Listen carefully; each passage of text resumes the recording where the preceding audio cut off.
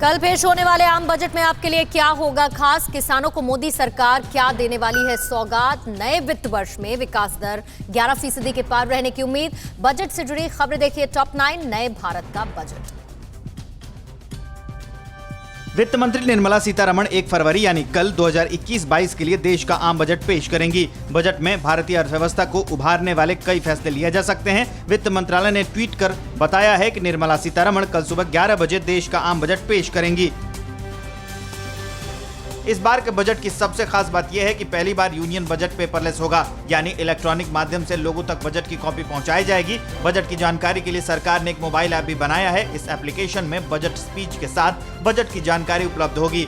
App को दूसरे apps की तरह मोबाइल में डाउनलोड किया जा सकता है।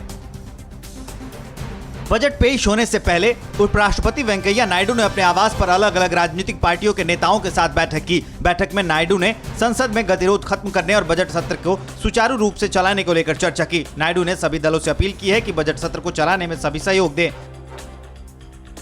सोमवार को पेश होने वाले बजट में सरकार किसानों की नाराजगी दूर करने और उनकी आय दोगुनी करने को लेकर कई कदम उठा सकती है। बजट में कृषि सेक्टर में भारी निवेश का रोड मैप दिख सकता है। नेशनल ऑयल सीड मिशन के लिए 5,000 करोड़ का फंड मुहैया कराया जा सकता है।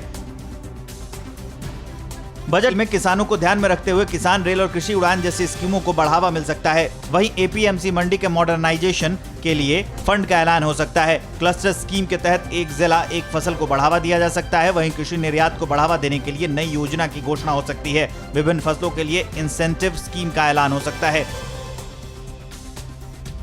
भारत के मुख्य आर्थिक सलाहकार केवी सुब्रमण्यम ने अगले वित्त वर्ष में भारत की विकास दर 11% तक रहने का अनुमान जताया है। उन्होंने कहा है कि भारतीय अर्थव्यवस्था की रिकवरी वी शेप में हो रही है। अर्थव्यवस्था कोरोना की वजह से जितनी तेजी से गिरी उतनी ही तेजी से ऊपर उठ रही है।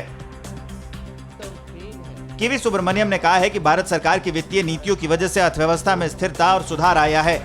उनके मुताबिक मुश्किल वक्त में सरकार ने सही फैसले लिए और साहस भी दिखाया। जिस तरह इतनी साहस से खेलते हैं पुजारा, वैसे ही साहस भारत सरकार ने भी दिखाया।